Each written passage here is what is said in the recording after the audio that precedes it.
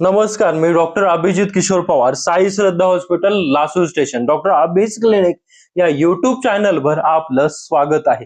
तुमचा बीपी 140-90 पेक्षा जास्त असेल, म्हणजेच सिस्टॉलिक 140 आणि डायस्टॉलिक 90च्या वर असेल, तर तुम्हाला हायपरटेन्शन म्हणजेच उच्च रक्तदाबाचा त्रास आहे. आपलं डोकं दुखत नाही तुम्ही, त्यामुळे निश्चिंत राहू नका की तुम्हाला ब्लड प्रेशर नाही आहे. तर लक्षात ठेवा, बीपी हा सायलेंट किलर आहे. याला सायलेंट किलर असं म्हटलं जातं. तर आजच्या या व्हिडिओमध्ये आपण बघणार आहोत की ब्लड प्रेशर म्हणजे काय. आजच्या व्हिडिओमध्ये आपण पाहणार आहोत की मीठ जास्त खाल्ल्याने ब्लड प्रेशर वाढतं का, घरच्या घरी आपला ब्लड प्रेशर कसं मोजावा, बीपी मुळे आपल्या शरीराचं नेमकं कोणतं नुकसान होणार आहे, ह्याच गोष्टी आजच्या व्हिडिओमध्ये आपण बघणार आहोत. चला तर आता चालू करूयात आपल्या व्हिडिओला. पहिला, ब्लड प्रेशर म्हणजेच उच्च रक्तदाब किंवा ब्लड प्रेशर म्हणजे नेमकं काय.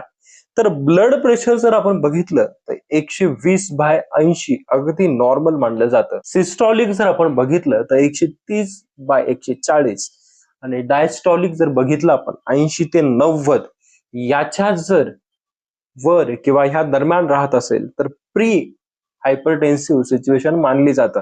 आणि 140 याच्या जर वरती राहिलं तर आपल्याला उच्च रक्तदाब म्हणजेच हायपरटेन्शन आहे असं मानलं जातं. तर बीपीला सायलेंट किलर का म्हटलं जातं, तर 50% लोक त्यांना त्यांचा ब्लड प्रेशर वाढलाय हे त्यांना जाणवत नाही, त्यांना कळत देखील नाही. अनेक वर्ष त्याची काही लक्षणं त्यांना दिसत नाही. त्यामुळे हृदय, किडनी, डोळे, मेंदूवर परिणाम होतो जर ब्लड प्रेशर हाय राहिलं तर. आणि भविष्यामध्ये असाच जर बीपी आपला हाय राहिला तर हार्ट अटॅक, स्ट्रोक आपल्याला येऊ शकतं. तर बीपी का वाढतो, त्यामागील कारण काय आहेत.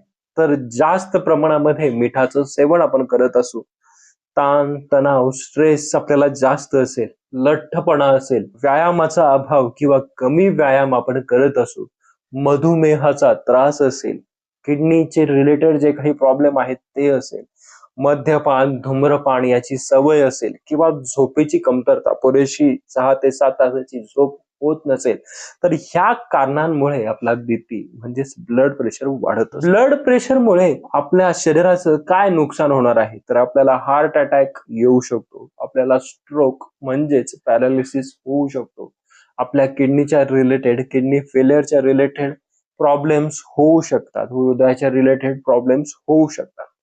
आता आपण बघूयात की मीठ खाल्ल्याने ब्लड प्रेशर वाढतं, तर नेमकं WHO च्या गाईडलाईन नुसार आपण किती मीठ खाल्लं पाहिजे.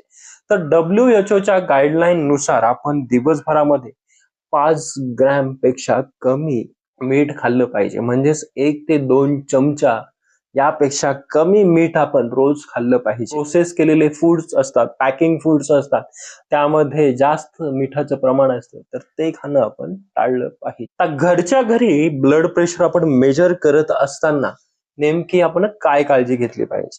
तर 5 मिनिटं शांत बसा, त्यानंतर ब्लड प्रेशर मोजायला सुरुवात करा. कारण आपण जर चालत आलोय, धावत आलोय, तर त्यामुळे काही कालावधीसाठी ब्लड प्रेशर हाय झालेलं असू शकतं. त्यामुळे 5 मिनिटं निवांत बसा आणि त्यानंतर ब्लड प्रेशर चेक करा. ब्लड प्रेशर चेक करत असताना आपले पाय क्रॉस ठेवू नका, पाय सरळ करा. व्यवस्थित आपली जी पाठ आहे ती व्यवस्थित टेकून बसा. त्यानंतर आपला हात हा हृदयाच्या लेवलला राहिला पाहिजे किंवा जो बीपीचा कप आहे तो आपल्या हृदयाच्या लेवलला राहिला पाहिजे, याची काळजी घ्या. बीपी चेक करत असताना सकाळी आणि संध्याकाळी ह्या 2 पिरियड मध्येच करा, कारण हे 2 पिरियडच व्यवस्थित आपल्याला ब्लड प्रेशर रेकॉर्डिंगला फायदेशीर ठरत राहणार आहे. तर बीपी ब्लड प्रेशर चेक करत असताना ही काळजी आपण घेतली पाहिजे. आता आपण बघूयात की ब्लड प्रेशरच्या रुग्णाने, उच्च रक्तदाब असलेल्या रुग्णाने नेमका आहार काय घेतला पाहिजे. तर त्यांनी केळी, बीट, लसूण असेल, ओट्स असेल, विविध प्रकारच्या डाळी असतील, हिरव्या पालेभाज्या असतील, याचं त्यांनी सेवन केलं पाहिजे. लाईफस्टाईल व्यवस्थित मेंटेन ठेवली पाहिजे. रोज सकाळी फिरायला गेलं पाहिजे, अर्धा तास व्यायामाला वेळ दिला पाहिजे. त्यानंतर एक ब्रीदिंग एक्सरसाइज आहे, ती ब्रीदिंग एक्सरसाइज तुमच्या ब्लड प्रेशर कंट्रोलसाठी आणि एकंदरीत हृदयाच्या आरोग्यासाठी एकदम उत्तम राहणार आहेत. आपल्याला काय करायचंय, दररोज 4 सेकंद काय करायचंय, डीप श्वास घ्यायचा आहे 4 सेकंद. त्यानंतर 4 सेकंद श्वास घेतल्यानंतर तो 4 सेकंद तसाच थांबवायचा आहे. त्यानंतर 6 सेकंद तो श्वास सोडायचा आहे.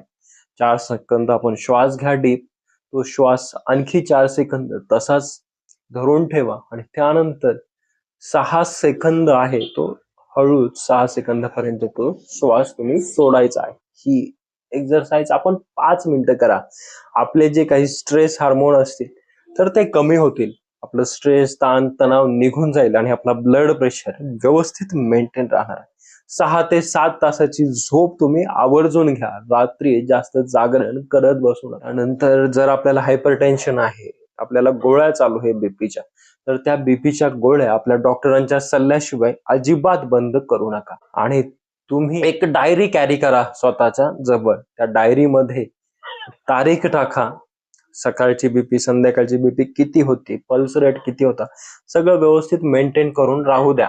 जेणेकरून आपण जर ट्रीटमेंट घ्यायला गेलो तर डॉक्टरांना सोपं जाईल की गोळी कमी करायची, जास्त करायची, तर ते समजेल. ब्लड प्रेशर वाढलंय, इमर्जन्सीचा धोका केव्हा असू शकतो. जर आपला ब्लड प्रेशर 180/120 झालाय, छातीमध्ये वेदना आहेत, काहींना थोडं तोंड वाकडं झालंय, अचानक कमजोरी आली, चक्कर आली, धाप लागते, तर अशा वेळेस आपण इमिजिएट डॉक्टरांचा सल्ला घेऊन हॉस्पिटलाइज होणं गरजेचं असतं.